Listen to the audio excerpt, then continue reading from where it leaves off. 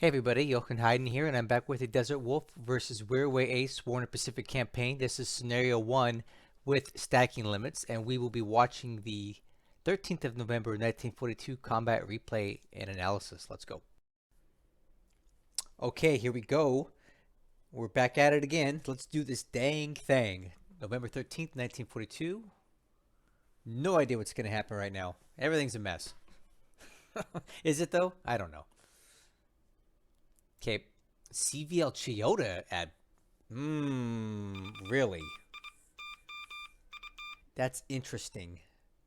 Coast Watchers report the light carrier Chiyoda, which is converted from the CS. Oh, okay, here we go. Looks like that guy might get away. That appears to be the Smith. I think it's the Smith that was damaged the other day. Looks like it's gonna get out of Nauru area. Okay.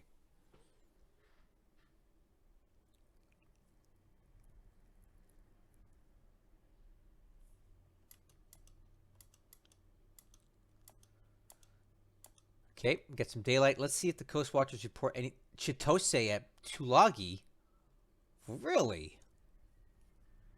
I typically don't trust Coast Watchers, but that's kind of information that you don't really want to sit on. 2 Japanese light cruisers located at Rabaul and Tulagi by Coast Watchers. It's something to keep in the back of your mind if nothing else.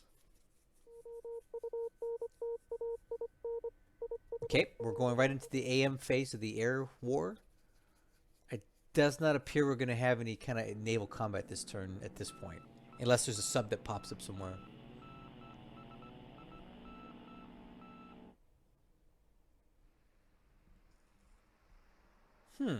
Really?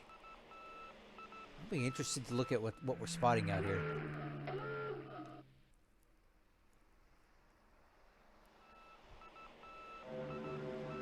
Okay, we're going right into sweeping at Lanchow. Now, let's see how many sweeps we actually see. I'm pretty sure that Wirraway, after getting burned at Sion a couple turns ago, is keeping a lot more aircraft on cap now.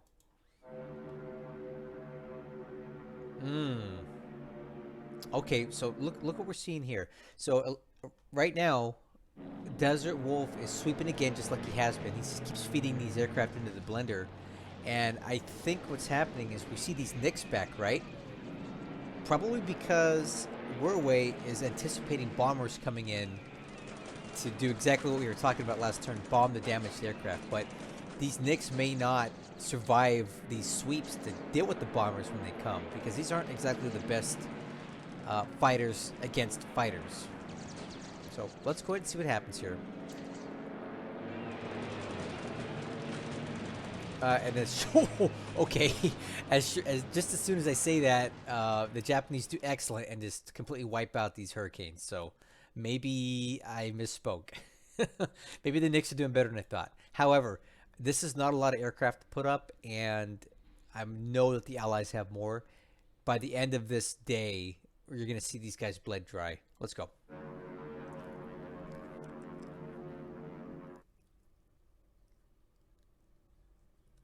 All right, let's go ahead and just see what happens here. Oof.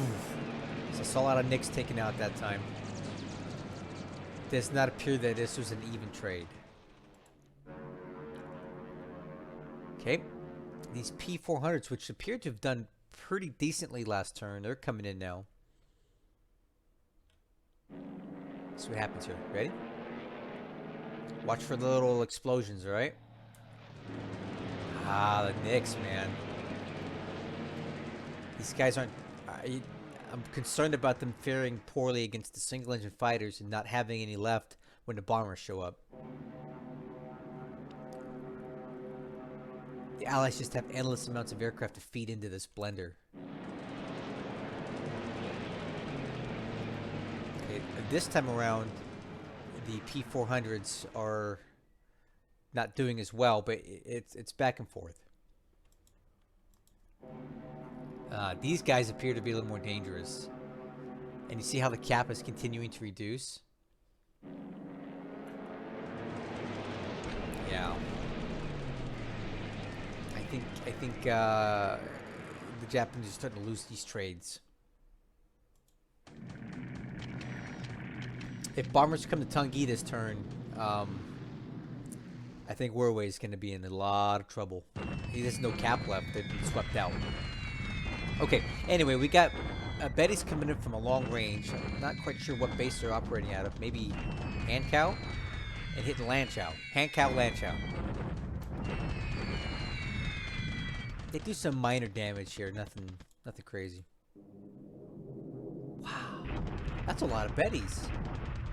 That's what, over 100 Bettys he's throwing in here. They're not really getting a lot done, are they?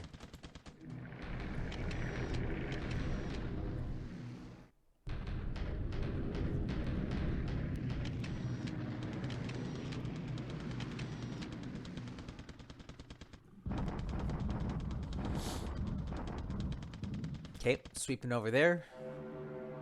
Leftover sweeps coming in here.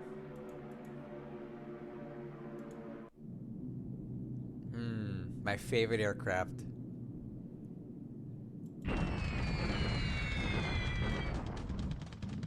So yeah, do you see how it registers a lot of hits here? One thing you have to keep in mind is the payload changes the intensity of the damage done by these hits. So even though there's, what, 33 hits here, because they're small bombs, they're almost doing no damage when they hit. So don't be fooled by the quantity of hits. It's the payload times the quantity of hits that determines the damage done. And these guys are just dropping bricks. They're not really doing anything substantial. I hate Sonyas. I don't even play Japan, and I hate Sonyas on behalf of Japan because they just don't ever seem to do anything. Oh no. Yeah, this is not going to be good. I see these Liberators blasting through this cap, and there's going to be a lot of littered, destroyed, murdered Japanese aircraft that are hurt. Let's watch this for a minute, because I am a little curious how these Nicks are going to fare against the bombers. Let's watch this. Already off the bat, not well.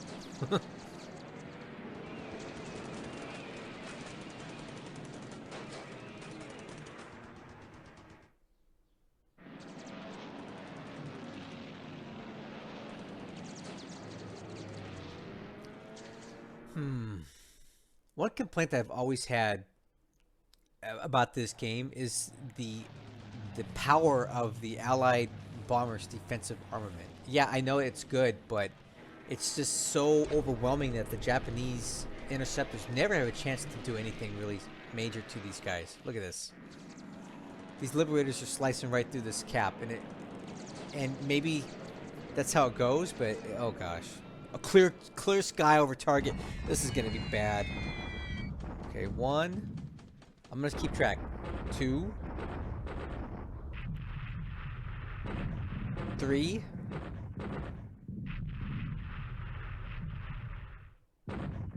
4. Oh, this is bad.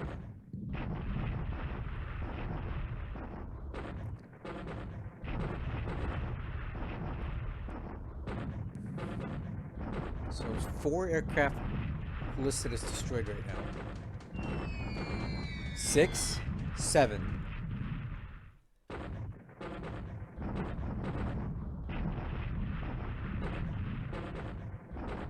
7 so far. 8.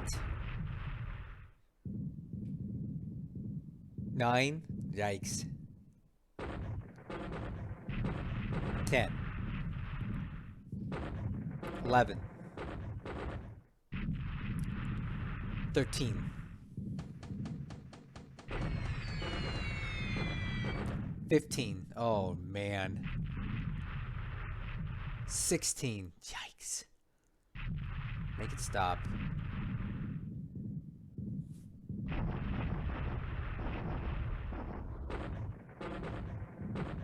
17. 19.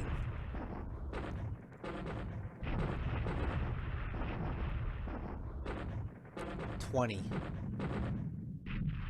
21.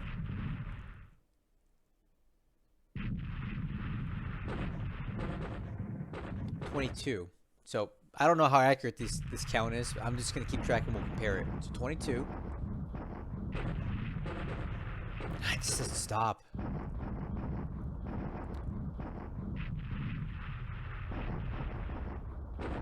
23.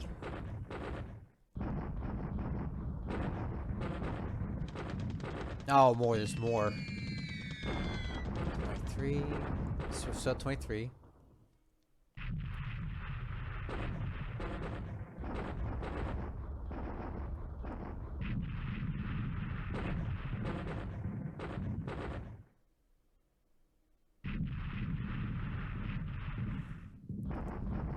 Still 23.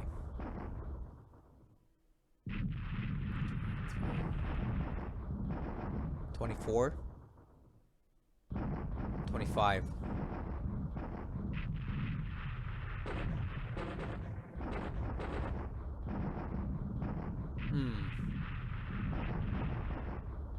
Still counting 25. 26. Boy, it's just... Oh, just more. 27. Oh my goodness, this is so bad. 27. 28. I'm curious if my count lines up with what we see in the report at the end. That's why I'm doing this. Normally I wouldn't sit here this long. And it's an experiment. 29.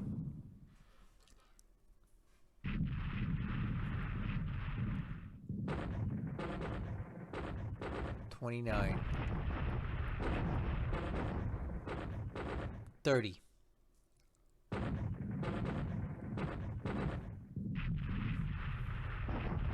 31.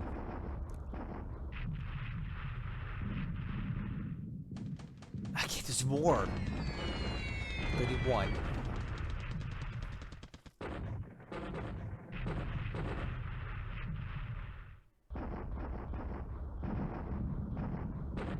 32. This is so bad. 33. 34.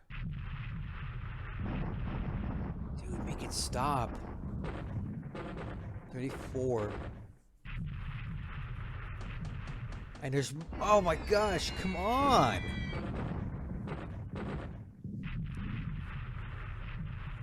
34... I'm counting 34 comments of destroyed aircraft.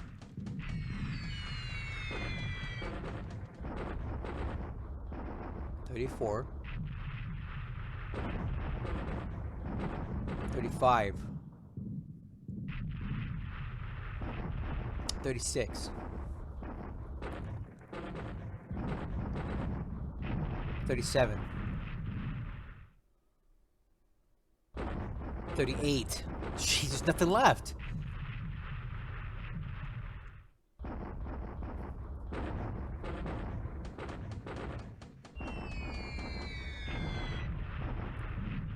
Man, it just keeps going, man. 39. You can bet this is not the only bombing raid coming in. 39. 40. So I've seen 40 comments about, or 40 aircraft listed as destroyed during this animation here, and it just doesn't seem to stop. 35. No, 41. 41. I lost track. 41. 42. 43. This is devastating. 43. I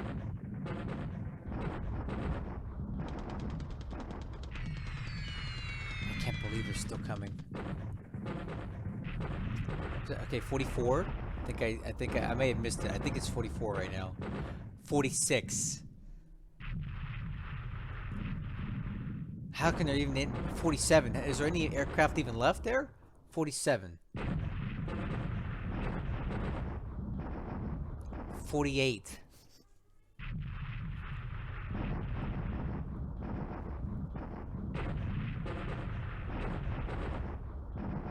This is just one bombing raid. 50. 51. This gotta be the end of this, right? Nope. Okay, 52. Okay, I'm done. It's just too much. Okay, I got at least 52 aircraft destroyed so far. Probably more than that. Are you ready for this? You guys ready for this? Oh my goodness. Okay, so 4, 6, 24, 33. Okay, so this numbers here don't match the animation. So I think the animation is more accurate. And I've been saying that for a while that this underreports. But geez. Look at all these fighter aircraft here. They're just wiped out.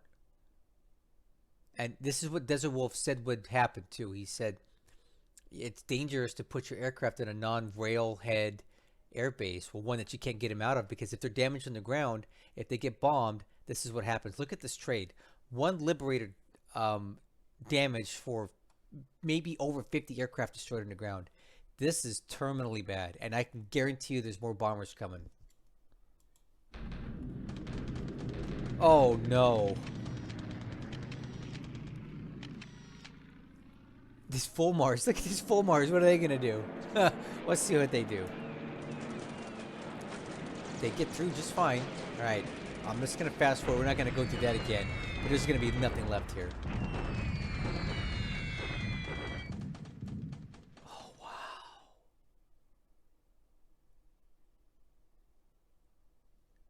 I don't even have any words. This is like a complete and utter neutralization of the Japanese aircraft here. These guys aren't going to do anything.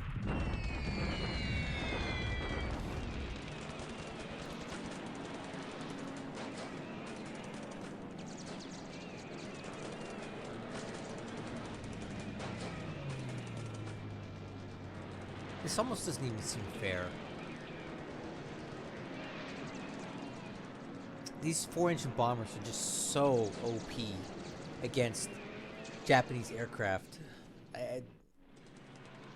I'm sure this is something that can be modded, but these guys don't play modded files, so it is what it is. The Japanese just have to grit and bear it, but if I was a Japanese player getting into 1943, 44, and having to deal with these guys, you just don't have aircraft that can do it. And I guess in reality, the Japanese didn't either in real life, but golly.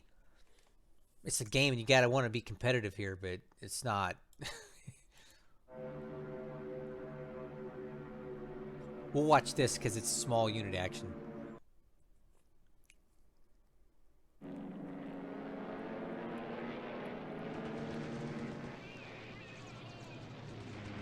Man.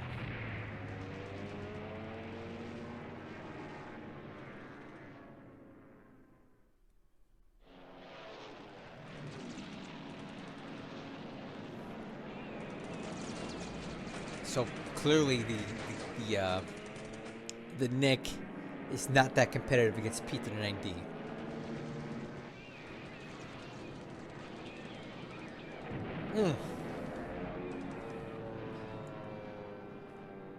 It's a bad day to be a Japanese pilot. There's nothing left. They've swept them out.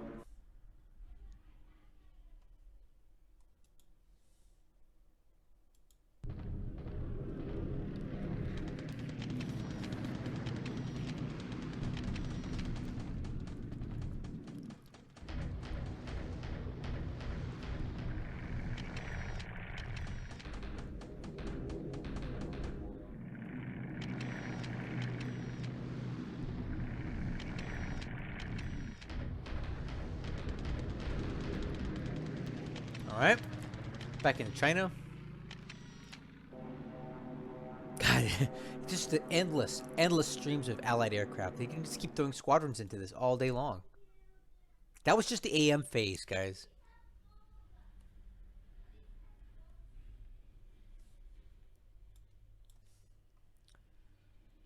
Now we gotta go into the PM phase. That's gonna be fun.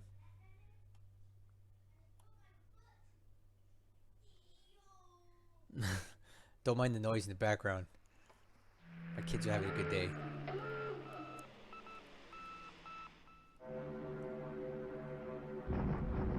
There's nothing left to sweep. They're all gone. Japanese aircraft are all destroyed on the ground.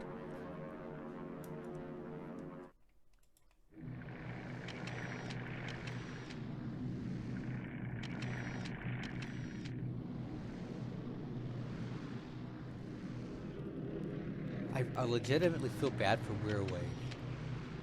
It's just not even fair, man. I don't know what he could do to overcome that. There's so many allied aircraft in Burma right now. I don't know what the Japanese... I mean, I would think that the Japanese have a lot of aircraft production capability at this point.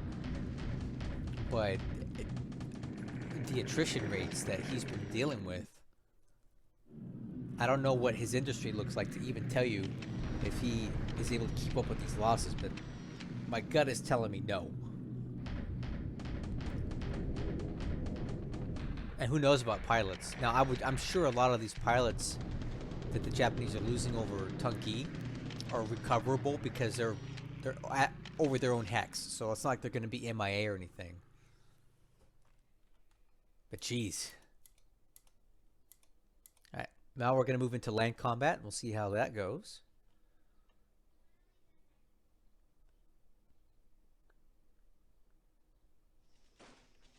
Another bombardment attack. I really think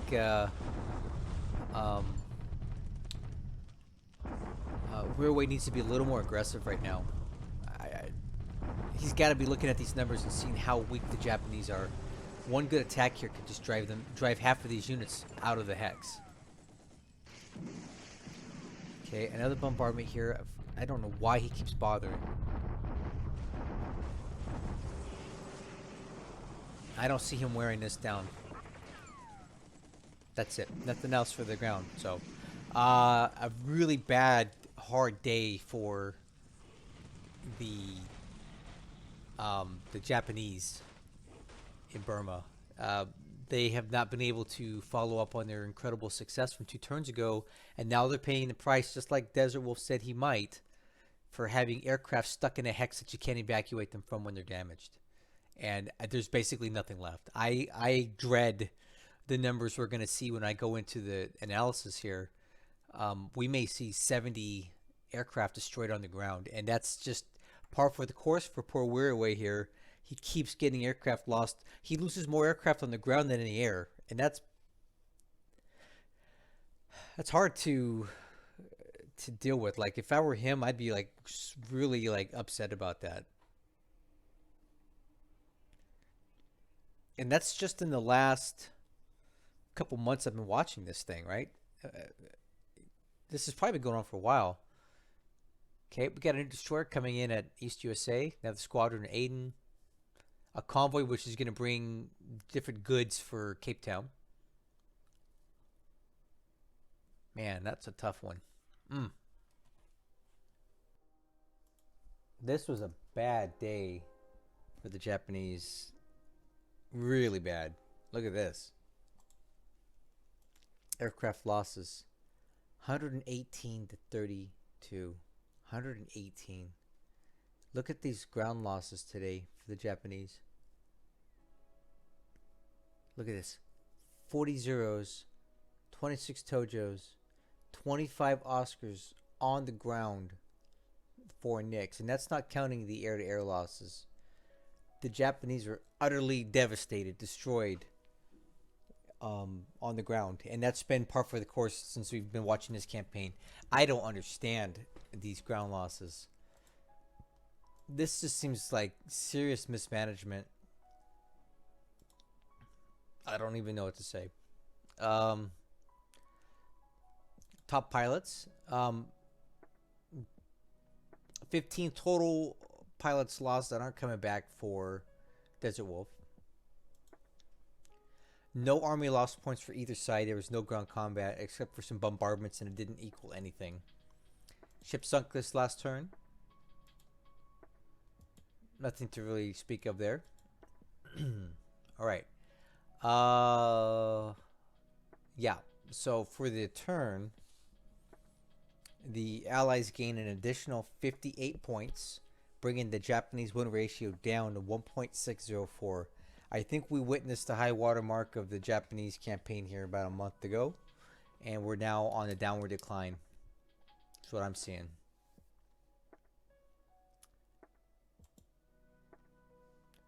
So, looking at the combat report, I went through that. I didn't see anything noteworthy that we didn't already watch during the turn. For some reason, we didn't get a second report here, and I don't know why. And the operations report seems truncated too. There might be an issue with my files on this one. I'll have to take a look at what's going on with this, but that's fine. I'll figure this out later, but what we need to talk about right now is what the heck happened this turn. We'll start in China because it won't take long. The Japanese continue to bombard at Lanchao, and they really need to just go ahead and start attacking. These troops are just so low on supply here. I don't think they're going to take much to take out. Right? I think Wirraway needs to stop being so dang cautious and exert a little bit of force here. He's got the better troops and troops with supply, so he needs to go for it. Down here, we don't really see anything happening either. He just stonewalled right here.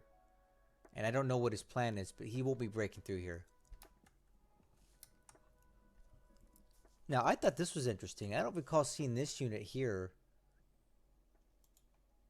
But for whatever reason, all these Chinese units that basically have no AV or anything are here in Chuxian. And I don't know if they've been here the whole time or what. I don't recall seeing these guys here before, so I'm not quite sure what's happening here. If you guys have seen these Chinese troops on the map doing this for a while, let me know, because the way it looks to me,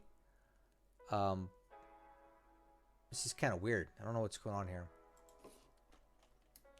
Let's just go ahead and talk about the big elephant in the room. What the heck happened at Taung Gyi? Now, I've already mentioned this to you guys, but DesertWolf told me that it's risky if you set up a major cap operation in a hex like this, because there's no way to get the damaged aircraft out if there are any. So after the first day's combat where Wirraway got the better of DesertWolf, I'm thinking what he should have done, and this is all hindsight, I would have never thought about this either. He should have cut his losses and took every available airframe that was still flyable and gotten it out.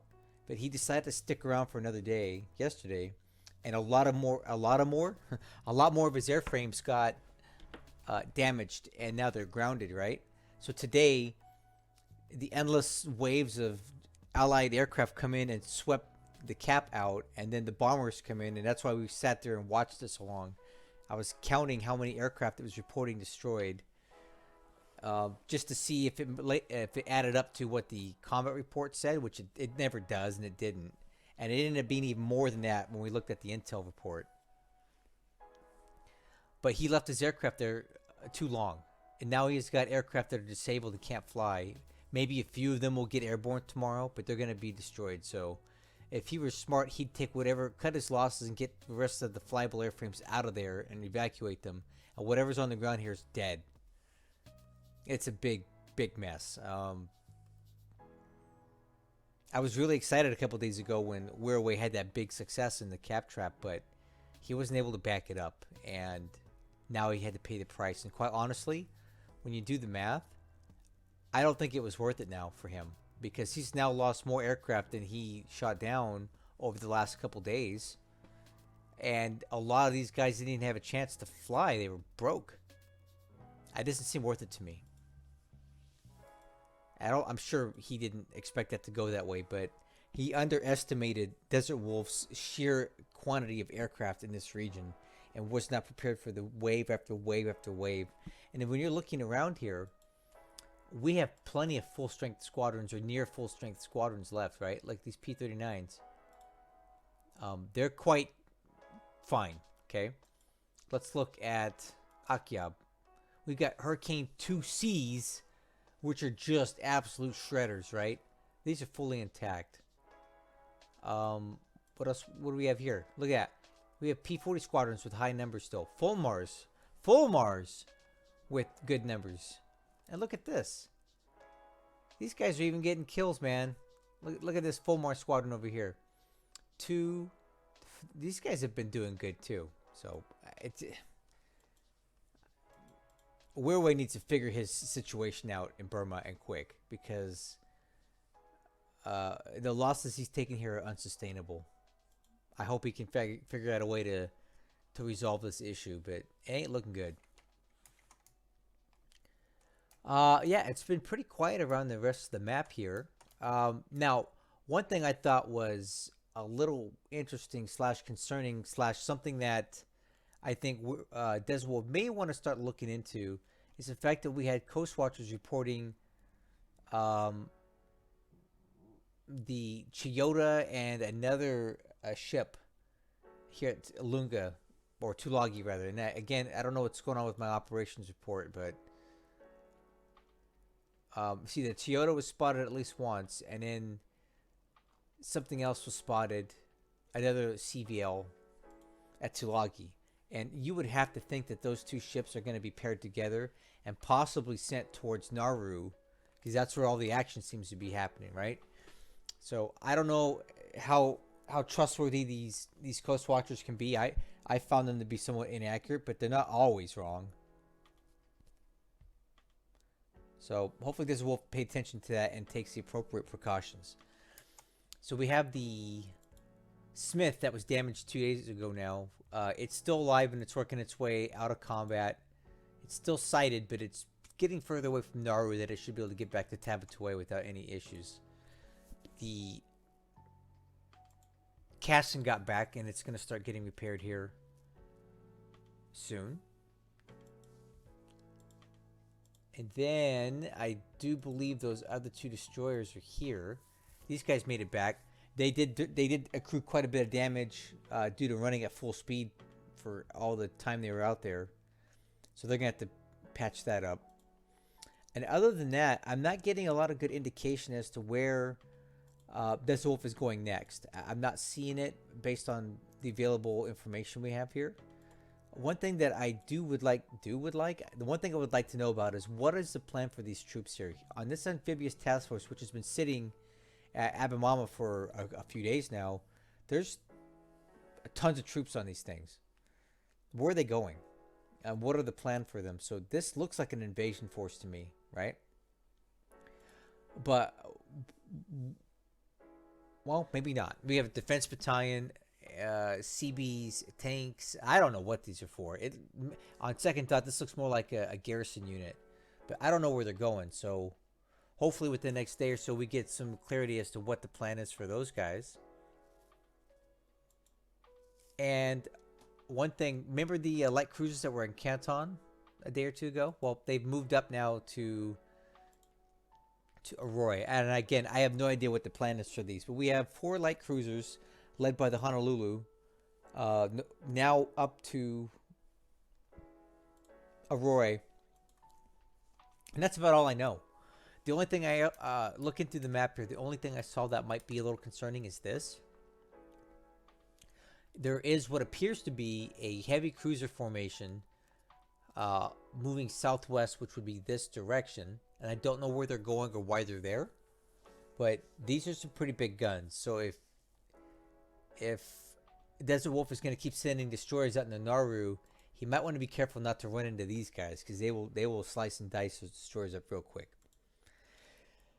Well, I think it's it for this turn. Most of the action was in Burma, in the air and on the ground. Like on the ground being Japanese aircraft getting blown up on the ground. I really don't know what to expect for the next couple turns. Maybe a little more cleanup on Isle Burma for DesertWolf. But as far as offensive actions, I think all of his offensive power and force is kind of concentrated here for now. So I don't know really what his next plans are. So you'll figure it out as I figure it out as we watch these turns, and we'll go from there. I'll catch you guys in the next one.